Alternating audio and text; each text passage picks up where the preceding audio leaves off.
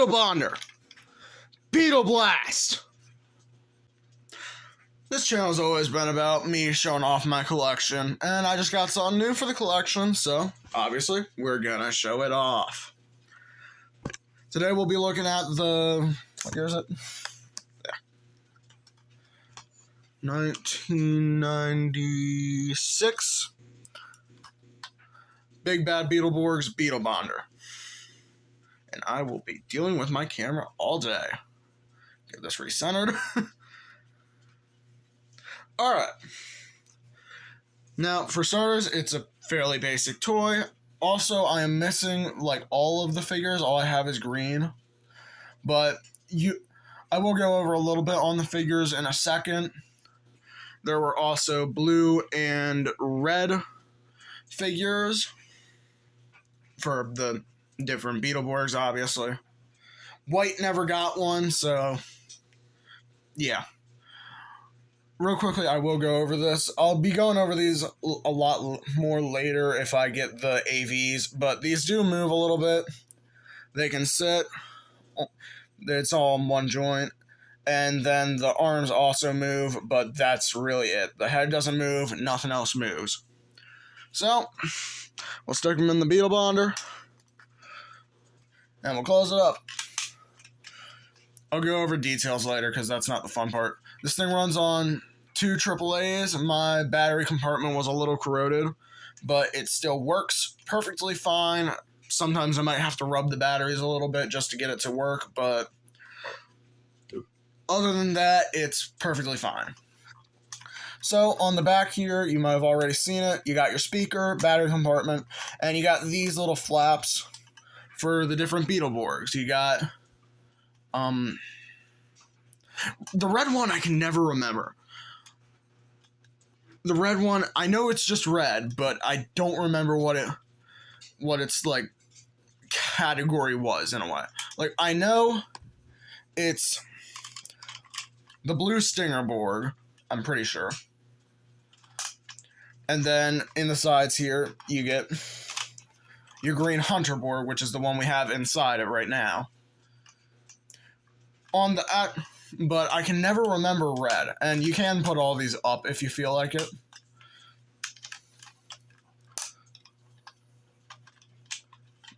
It does kind of look cool, but there's really no point in doing it.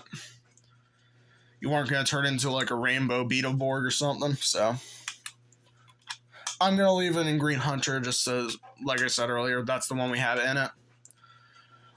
So, the toy is very simple, just in general. You got 2 buttons, 1 big button, 1 small button. On the show, the flaps didn't open. It was just Beetle Bonder, Beetle Blast, and nothing more. Also, the blue one does not like staying. I don't know if it's going to show, but oh, yes it did. I didn't even notice it went up. Yeah, it does not like staying for me. It might like staying on yours, but for me, it's gonna keep moving around. On the show, it never opened, so that was specifically something for the Japanese version, which was called B-Fighter. But it does technically have this thing for it. So, like I said before, it's got speakers, and you probably saw the small LEDs earlier, so you got, it lights up both sides. One side's slightly dimmer for some reason.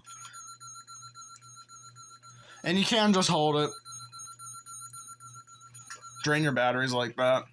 But, that's the small button, you press the big button, and it opens too. And when it's open, like the other 2 lights look the same power, so I don't know what's up with that. But, is he coming out? No, his arm was just up. Yeah, that's really about it to it. You take the figures out, swap them out, then you switch these, and that's about it. I will quickly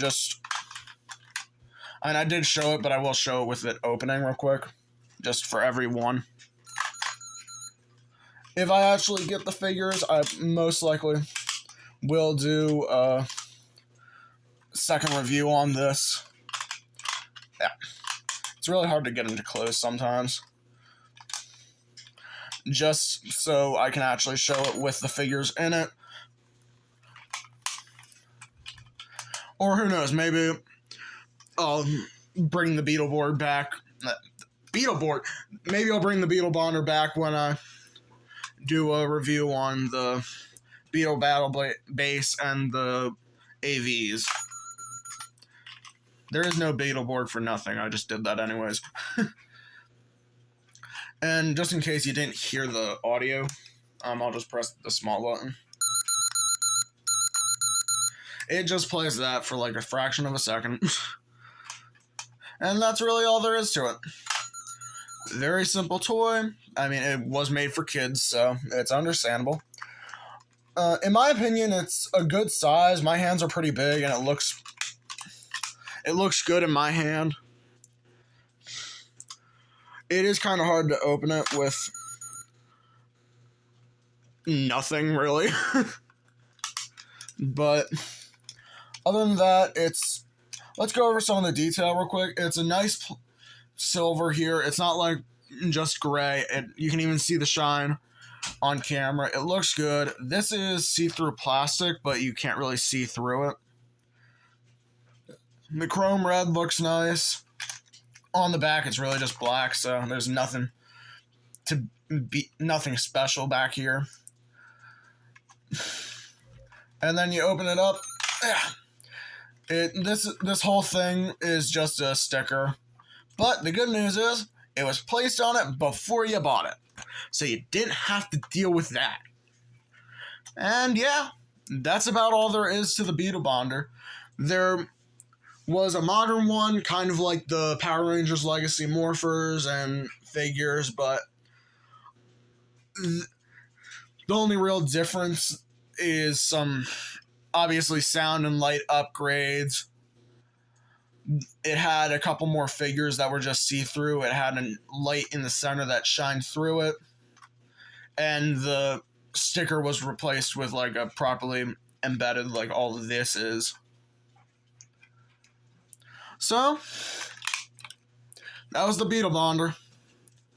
And that's all for today's video. I'll see you guys next time.